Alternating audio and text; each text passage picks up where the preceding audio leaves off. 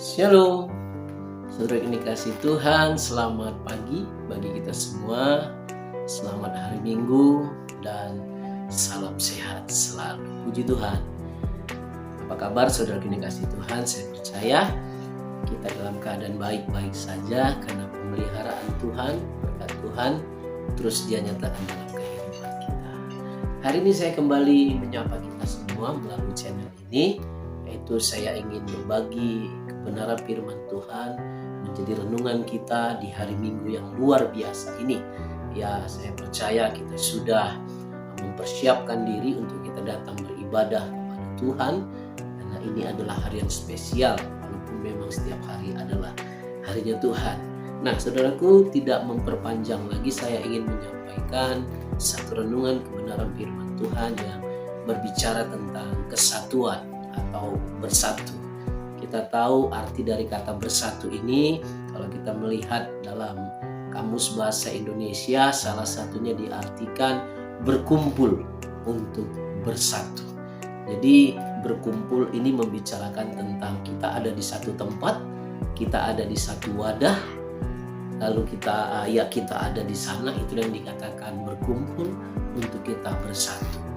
Nah, yang menjadi ayat pengantar kita dalam kebenaran firman Tuhan itu bisa kita lihat di dalam Roma yang ke-12 di ayatnya yang kelima. Ini saya ambil ayat per ayat saja yang ingin saya bagikan kepada kita, yaitu dikatakan demikian juga kita, walaupun banyak, adalah satu tubuh di dalam Kristus, tetapi kita masing-masing adalah anggota yang seorang terhadap yang lain. Ini paralel juga dengan yang dikatakan di dalam 1 Korintus 12 ayat yang ke-12. Ya, kita ini adalah satu anggota yang ada di dalam satu tubuh. Ini mau menjelaskan tentang apa? Sebenarnya saya mau menjelaskan tentang kesatuan kita sebagai anggota tubuh Kristus, di mana kita memiliki tugas masing-masing, peranan masing-masing. Ketika Tuhan menyelamatkan kita, Tuhan mau kita juga masuk kepada bagian untuk ambil bagian, maksud saya, dalam memberitakan kabar baik atau memberitakan Injil atau memberitakan kabar baik, ya, kira-kira begitu yang saya maksudkan. Saudara yang dikasih Tuhan, sekali lagi kesatuan ini penting. Ya, kalau udah bersatu pasti ada tujuannya, dan kita percaya kita yang ada dalam Yesus, kita bersatu dengan tujuan yang positif. Ada proyek yang besar yang harus kita selesaikan, yaitu untuk menuntaskan, katakanlah untuk menuntaskan amanat agung. Memang bisa kita sendirian, tapi kita tidak bisa dipungkiri, kita perlu yang namanya persatuan atau bersatu untuk kita menyelesaikan apa yang harus kita selesaikan. Jadi S1, kita satu, kira-kira begitu. Di Roma 12 ayat 5 ini tadi dikatakan bahwa demikian juga kita walaupun banyak adalah satu tubuh di dalam Kristus. Hal yang sangat mendasar, kita harus di dalam Kristus. Kita bersatu harus di dalam Kristus. Kenapa? Kalau kita bersatu dengan kekuatan kita sendiri atau di luar dari Kristus, bisa jadi yang kita kerjakan itu tidak akan mempermuliakan nama Tuhan. Ya, itu yang harus kita lihat dari sudut pandang kekristenan kita. Kita bersatu di dalam Kristus. Kenapa harus di dalam Kristus? Ya, kita tahu Kristus adalah pendamai. Kristus yang memberikan keselamatan. Kalau kita melihat di dalam Yohanes 14 yang ke-6, Yesus bilang, "Akulah jalan, kebenaran, dan kehidupan." Apa hubungannya? Yesus adalah perantara antara kita dengan Bapa di surga. Artinya, hubungan kita dengan Bapa itu dikembalikan kepada hubungan yang baik. Yang kita tahu akibat dosa itulah keterpisahan kita dari Tuhan, tapi Yesus datang untuk menjadi perantara antara kita dengan Bapa di surga. Jadi memang harus di dalam Kristus, harus melalui Kristus. Dan firman Tuhan juga bilang bahwa di luar Kristus kita tidak bisa berbuat apa-apa. Artinya kita harus di dalam Kristus.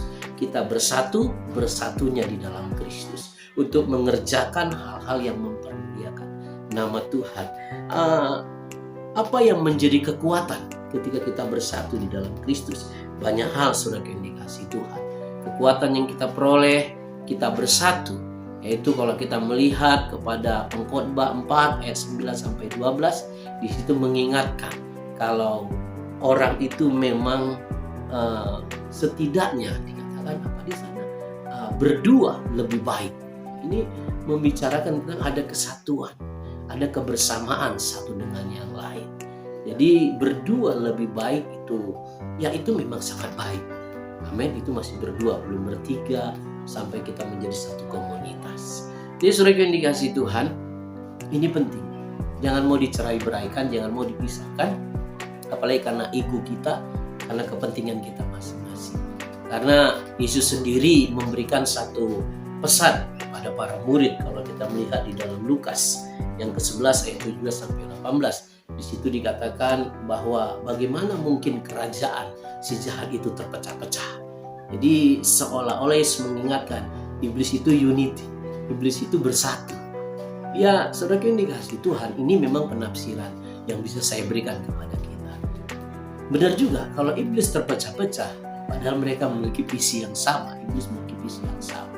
Itu bagaimana orang tidak masuk surga, tapi orang masuk neraka. Sementara kita harus kita ingat, kita memiliki visi bersama. Bagaimana kita setiap orang itu masuk ke dalam kerajaan surga. Jadi unity kita, kesatuan kita harus memang kuat. Karena banyak pekerjaan yang harus kita kerjakan, banyak pekerjaan yang harus kita selesaikan, yang memang pada akhirnya nama Tuhan yang dipermuliakan. Amin, saudara yang dikasihi Tuhan, ini penting sekali. Kalau kita juga merujuk kepada Kisah Para Rasul 2 ayat 46-47, di situ dikatakan mereka sehati, mereka bersatu, mereka bertekun di bait Allah, dari rumah ke rumah memecah roti, dengan satu tujuan. Di situ dikatakan apa? Memuji Tuhan. Ada dasarnya, ada tujuannya. Kita bersatu untuk mempermuliakan nama Tuhan. Bukan ada karena kepentingan-kepentingan yang lain, tapi semuanya untuk mempermuliakan nama Tuhan. Karena hidup kita dari Tuhan, kita diselamatkan oleh Tuhan, berarti hidup kita memang harus kita kembalikan kepada Tuhan. Lewat kesatuan ini ada hasil yang besar, yang maksimal kita peroleh. Amin, saudara yang dikasihi Tuhan. Sekali lagi, jangan mau terpecah-pecah, jangan mau terpecah belah. Ya, kita tahu firman Tuhan, kita yang melakukan firman Tuhan. Prinsipnya bagaimana, rahasia bagaimana, itu yang dikatakan dalam Filipi 2. Bisa lihat, baca Filipi 2 ayat 1 sampai 10. Di situ memiliki pemikiran dan merendahkan hati, merendahkan diri seperti Yesus. Apa yang Yesus lakukan itu menjadi contoh, menjadi teladan dalam kehidupan kita untuk kita lakukan, yang pada akhirnya nama Tuhan dipermuliakan. Amin. Inilah renungan singkat yang bisa saya sampaikan kepada kita semua, saudara yang dikasihi Tuhan. Di minggu pagi yang cerah ini, jangan lupa kita ini harus bersatu, kita ini harus S1, supaya hasil yang kita tuai itu lebih maksimal dan kita persembahkan kepada Dia yang menyelamatkan hidup kita. Amin. Demikian saudara yang dikasihi Tuhan, renungan ini kiranya Tuhan menyertai kita, memberkati kita, ibadah kita, dan seluruh kegiatan kita sepanjang hari ini. Tuhan Yesus memberkati kita semua. Haleluya. Shalom.